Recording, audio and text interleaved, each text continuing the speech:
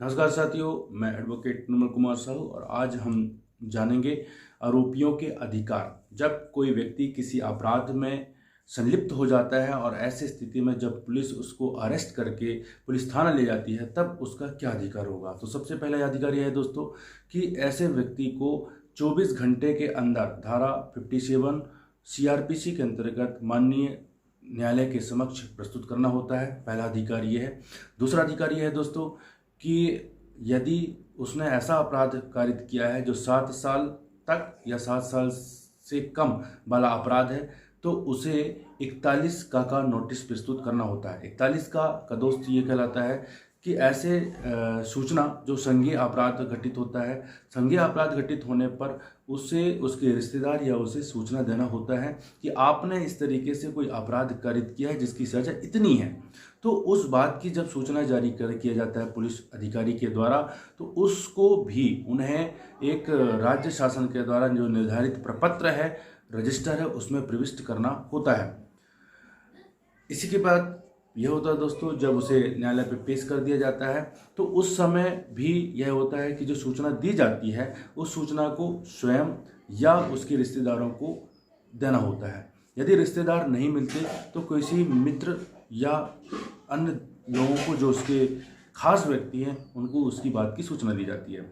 इसमें एक बात ये देखने को मिलता है दोस्तों, जब किसी व्यक्ति को जो अरेस्ट कर लिया जाता है उस समय पुलिस ऑफिसर के द्वारा एक सजेस्ट किया जाता है कभी कभी कि आप फलाने व्यक्ति को रख लीजिए, फलाने एडवोकेट्स को हायर कर लीजिए।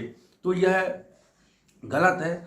उन व्यक्तियों को, आरोपियों को एकदम स्पष्ट प्रावधान है, स्पष्ट अधिकार यह है कि धारा 41D में यह है कि ऐसे आरोपी अपने स्वयं अपने विवेक से जिन परिचित अधिवक्ता हैं उनको आप रख सकते हैं। ऐसी कोई बाध्यता नहीं है कि क्या पुलिस ऑफिसर के द्वारा जो निर्धारित किया जाता है या बताया जाता है उसके आधार पर आप अधिवक्ता हायर करें, ऐसी कोई बात नहीं, ऐसी कोई ज़रूरी नहीं है।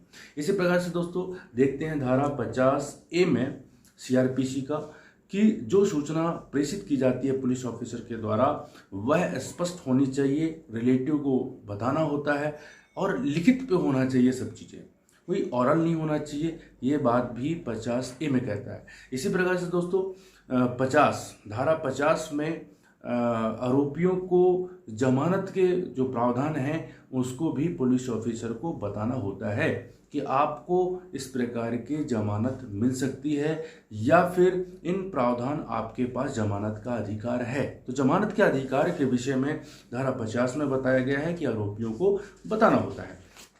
इसी प्रकार से दोस्तों हम देखते हैं कि अमूमन यह होता है कि बहुत से ऐसे केसेस हैं जिसपे पुलिस ऑफिसर के द्वारा सजेस्ट किया जाता है, अधिवक्ताओं के नाम सजेस्ट किए जाते हैं कि आप फलाने एडवोकेट्स को रखिए तो वो अच्छे काम करेंगे या फिर ऐसा कीजिए, वो कर देते हैं। तो ये गलत है।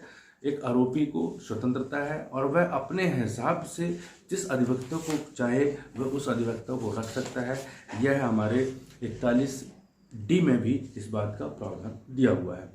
वहीं हम देखते हैं दोस्तों कि 41B में यह है कि जब पुलिस ऑफिसर के द्वारा या पुलिस अधिकारी के द्वारा जब किसी आरोपी को अरेस्ट किया जाता है तो अरेस्ट करने के दौरान उसका नाम स्पष्ट होना चाहिए, लिखा होना चाहिए, उसका बैच लगा होना चाहिए, ड्रेसअप पे होना चाहिए। यदि यह कंडीशन नहीं है तो यह माना जाता है कि उन्होंने कहीं ना कहीं विधि का उल्लंघन कर रहे हैं और वह विधि में प्रावधानित जो प्रक्रिया है उसका उल्लंघन करते हैं। ऐसे स्थिति में आरोपी को अरेस्ट इस तरीके से जो कार्रवाई है वो किया जा सकता है और आरोपियों को अपने अधिकार के विषय पे जानने का अधिकार है। यदि उनके पास किसी अधिवक्ता का संपर्क नहीं है और वो चाहते हैं कि वो निर्दोष हैं, तो ऐसी स्थिति में विधिक सेवा प्राधिकरण के द्वारा भी वह एडवोकेट्स हायर कर सकते हैं, लगा सकते हैं। वहाँ न्यायिक आवेदन प्रस्तुत करेंगे तो उनको विधिक सेवा प्राधिकरण के द्वारा भी एक निःशुल्क अधिवक्ता प्राप्त हो जाते हैं। जय हिंद दोस्तों, जय भारत।